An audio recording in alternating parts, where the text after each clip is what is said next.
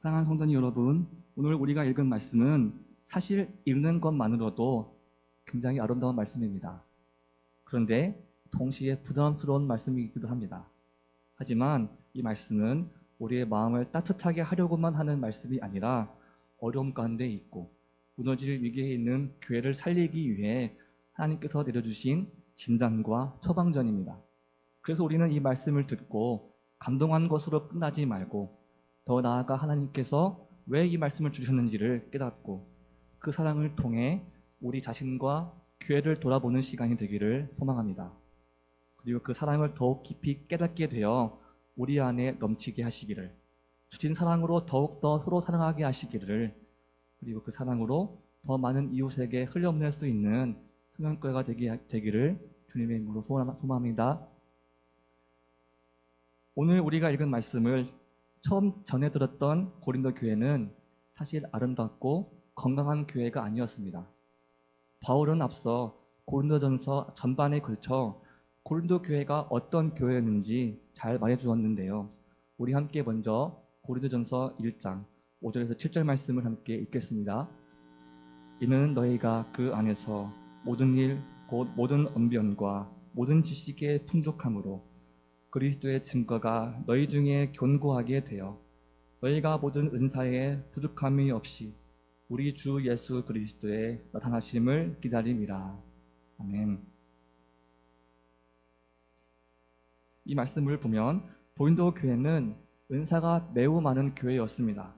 말씀을 잘 알고 말을 잘하며 지식이 풍부하고 영적인 능력이 나타나고 있는 교회였습니다. 여기까지만 보면 참 좋은 교회처럼 보입니다. 그러나 고린도전서를 계속 읽어가다 보면 바울은 전혀 다른 진단을 했다는 것을 볼 수 있습니다. 겉으로는 은사가 풍성한 교회였지만 그 안에는 다른 큰 문제가 자리하고 있었습니다. 바울은 고린도 교회를 어떻게 진단했을까요? 고린도 교회는 겉으로는 풍성하지만 실제로는 육신에 속한 교회였습니다. 그래서 공동체 안에는 시기와 분쟁이 있었고 죄에 대해서는 슬퍼하지 않고 무감각했으며 형제와의 관계에서는 사랑으로 해결하지 못하고 세상 법정까지 가서 다투고 예배는 궤를 세우지 못하고 오히려 무너뜨리는 모임이 되었고 은사는 다른 사람을 세우지 못하고 오히려 자신만을 드러내는 도구가 되어버렸습니다. 결국 이 모든 나타난 모습은 한 가지를 보여주고 있습니다. 고린도 교회가 하나님 중심이 아니라 자기 중심으로 살아가고 있었다는 것입니다. 성도님 여러분, 바울이 고린도 교회에 내린 진단은 사랑의 부재였습니다. 사랑하지 않아서, 사랑하지 못해서, 결국 하나님보다 자기 자신을 더 사랑했기 때문에 일어난 문제였습니다. 그래서 바울은 시기와 분쟁 앞에서 단순히 하나가 되어라고 말하지 않았고 교만한 자들에게 겸손해져라고 말하지 않았으며 다툼의 문제 앞에서 싸우지 말라고 하지 않았습니다. 왜냐하면 이 모든 문제의 뿌리가 각각 다른 데 있는 것이 아니라 하나의 뿌리에서 나온 것이기 때문입니다. 그래서 바울은 문제의 근원을 향해 동시에 그 해답으로 사랑을 회복하라고 말하고 있습니다. 그렇다면 바울은 이제 그 사랑이 없을 때 어떤 일들이 일어나는지를 오늘 본문 말씀 1절에서 3절 말씀을 함께 보겠습니다. 읽겠습니다.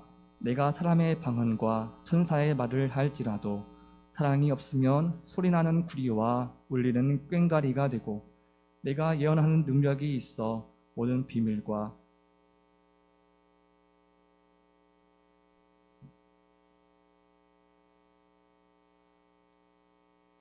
내가 내게 있는 모든 것으로 구제하고 또 내 몸을 불사르게 내줄지라도 사랑이 없으면 내게 아무 유익이 없느니라. 아멘. 바울은 아주 강하게 말하고 있습니다. 은사가 조금 부족한 것으로 뭔가가 조금 아쉬운 정도로 말하고 있지 않습니다. 자신에게 설령 이 모든 은사가 있을지라도 사랑이 없으면 아무것도 아니다 라고 말씀하고 있습니다. 완전히 부정하고 있는 것입니다. 아무리 말을 잘해도, 아무리 지식이 있어도, 아무리 믿음이 커 보여도, 그리고 아무리 헌신을 많이 했어도 사랑이 없으면 이 모든 것은 하나님 앞에 아무런 의미가 없다는 것입니다. 이 말씀은 고린도 교회가 붙잡고 있던 신앙의 기준을 완전히 뒤집었을 거예요. 왜냐하면 고린도 교회는 말을 잘하는 것, 많이 아는 것, 능력이 나타나는 것을 신앙의 기준으로 여겼기 때문입니다. 그러나 바울은 고린도전서 8장 1절에서 지식은 교만하게 하며 사랑은 덕을 세우나니 라고 말했습니다. 그러니까 지식은 자신을 높이지만 사랑은 사람을 세운다고 말하고 있습니다. 지식은 나를 드러내지만 사랑은 공동체를 세워간다고 말하고 있습니다. 그래서 하나님께서 보시는 기준은 얼마나 많이 아느냐가 아니라 얼마나 사랑하느냐에 있습니다. 사랑하는 성도님 여러분, 우리가 얼마나 아는지, 얼마나 가졌는지, 그리고 무엇을 했는지를 앞세우고 자랑하는 교회가 아니라 사랑으로 서로를 세워가는 교회가 되기를 주님의 이름으로 소망합니다. 그렇다면 이어서 중요한 질문이 있습니다. 도대체 이 사랑이란 무엇인가? 바울은 사랑을 어떻게 설명하고 있을까요? 우리 함께 이어서 고린도전서 13장 4절부터 7절까지 말씀을 함께 읽겠습니다.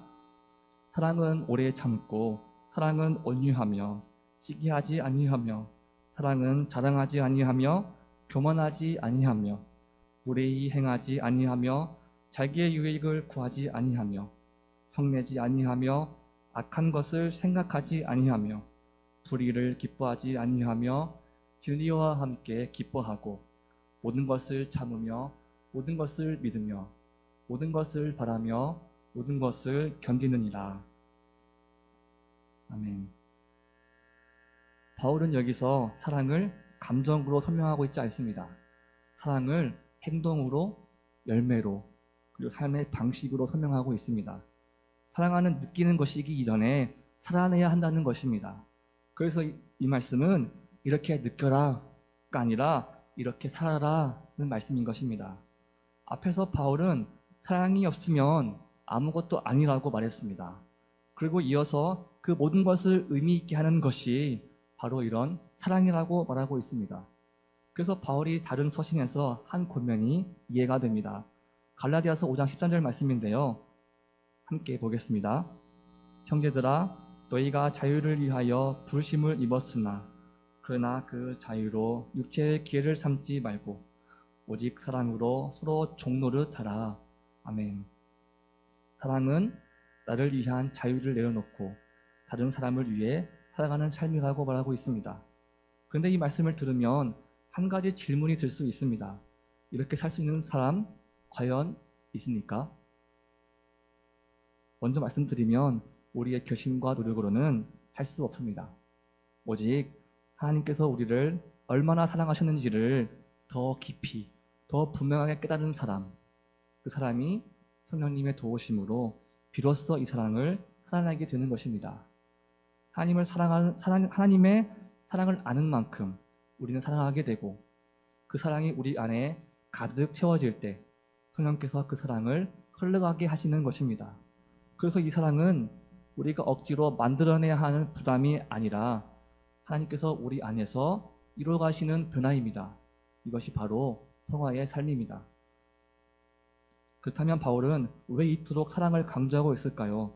그 이유는 분명합니다. 사랑이 고린도 교회의 문제를 해결할 수 있는 유일한 길이었기 때문입니다. 가장 좋은 길이었기 때문입니다. 고린도 교회는 은사가 없어서 문제가 생긴 교회가 아니었습니다. 오히려 은사가 많았기 때문에 문제가 있었던 교회였습니다. 하나님께서 은사를 주신 목적은 교회를 세우는 것인데 그 은사들을 가지고 도리어 서로를 비교하고 비방하고 경쟁하고 오히려 자신을 자랑하는 도구로 사용하고 있었던 것입니다. 그래서 바울은 13장 이전의 12장에 은사의 다양성을 말하면서도 결국 이렇게 말하고 있습니다. 12장 12절 말씀인데요. 제가 읽어드리겠습니다. 몸은 하나인데 많은 지체가 있고 몸의 지체가 많으나 한 몸임과 같이 그리스도도 그러하니라. 아멘. 각각 다른 은사를 가졌지만 그것은 경쟁하라고 주신 것이 아니라 누가 더 높고 더 나은지를 가늠하라고 주신 것이 아니라 서로를 필요로 하기 위함이라는 것입니다. 사랑하는 성도 여러분, 이것은 마치 제가 강한 팔을 가지고 있더라도 만약에 어깨가 건강하지 않으면 그 힘을 제대로 쓸 수 없습니다. 아무리 눈이 좋아서 어디로 가야 할지를 알더라도 발이 움직이지 않으면 한 발짝도 앞으로 나아갈 수 없는 것과 같습니다.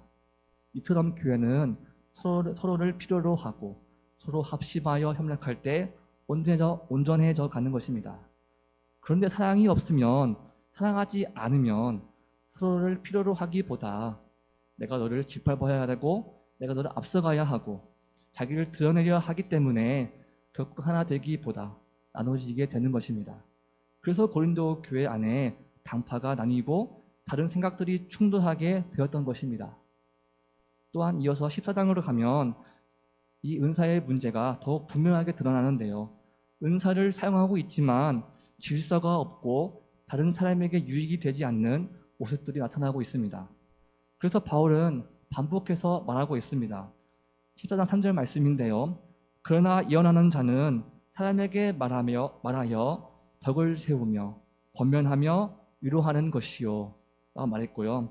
또 이어서 14장 26절 말씀은 함께 읽겠습니다. 그런즉 형제들아 어찌할까 너희가 모일 때 각각 찬송시도 있으며 가르치는 말씀도 있으며 계시도 있으며 방언도 있으며 통역함도 있나니 모든 것을 덕을 세우기 위하여 하라. 아멘. 이 두 말씀의 핵심은 덕을 세우는 것입니다. 그런데 사랑이 없으면 이 은사가 덕을 세우지 못하고 오히려 교회를 무너뜨리는 도구가 된다는 것입니다. 반대로 사랑이 있는 은사는 사람을 세우고 교회를 세우는 강력한 도구가 됩니다. 그래서 사랑은 무엇입니까? 사랑은 방향인 것입니다.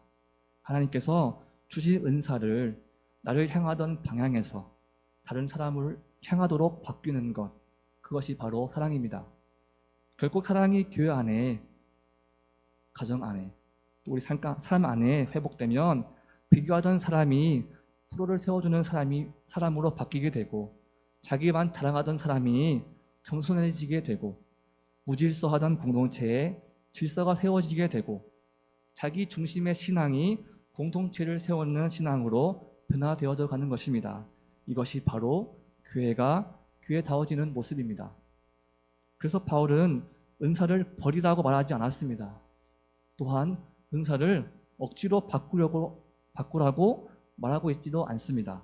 다만 주신 은사를 사랑으로 잘 사용하라고 말하고 있습니다.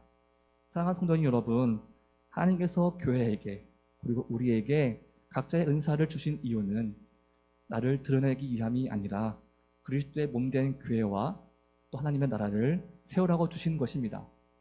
그리고 이 은사를 올바르게 사용하는 유일한 길이 바로 사랑입니다.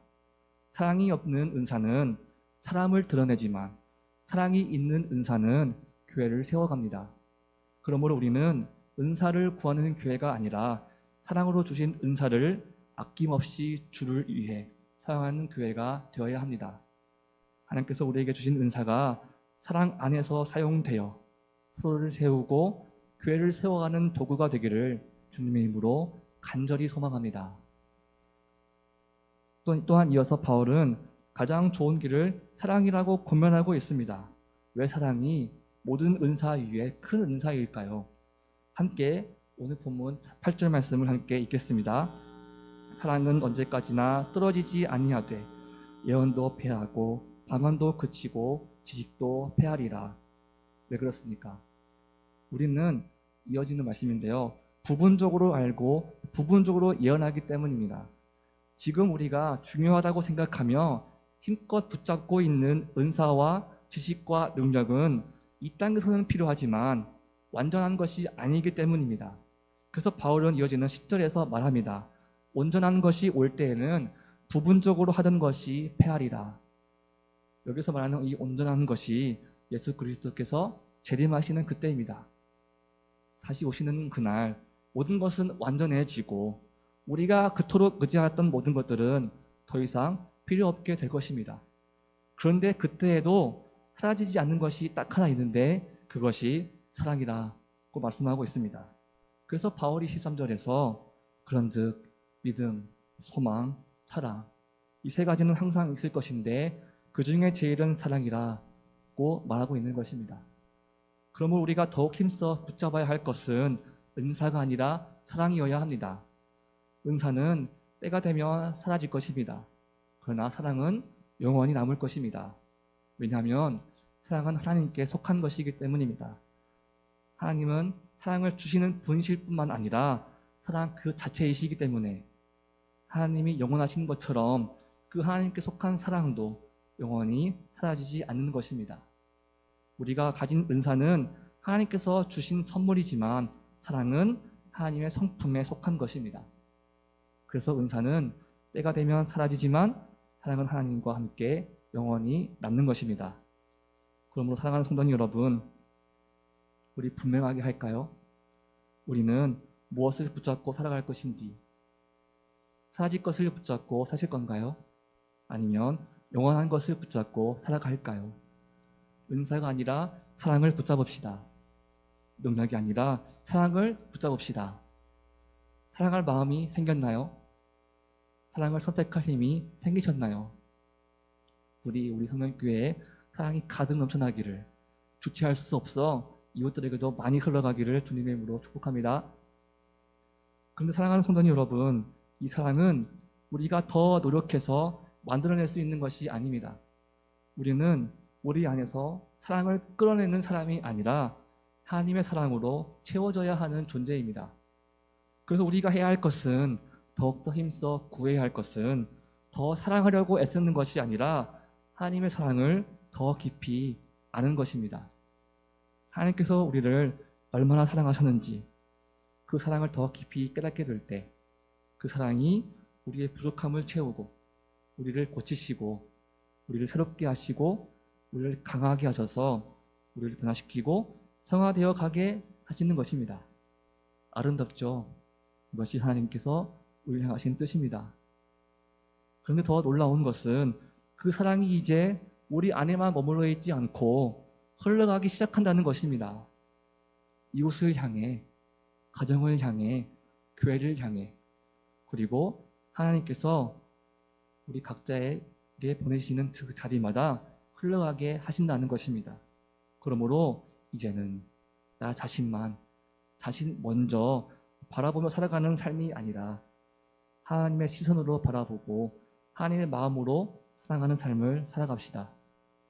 우리 주님께서 걸어가시는 길을 따라 사랑하며 살아가고 다시 오실 예수 그리스도를 소망하며 그날까지 사랑으로 살아가는 평양교회가 되기를 주님의 이름으로 마음 다해 소망합니다. 바울은 오늘 본문 말씀을 시작하며 너희는 더욱 큰 은사를 사모하라. 내가 또한 가장 좋은 길을 너에게 보이리라 라고 말했습니다. 그리고 이제는 우리에게 가장 좋은 길이 무엇인지 들었습니다. 더 큰 은사는 가장 좋은 길은 사랑입니다. 그러므로 가장 좋은 길을 우리 함께 걸어갑시다. 사랑하면 더 사랑하고 사랑하면 사랑할수록 더 크게 사랑하게 하시기를 주님의 이름으로 소원합니다.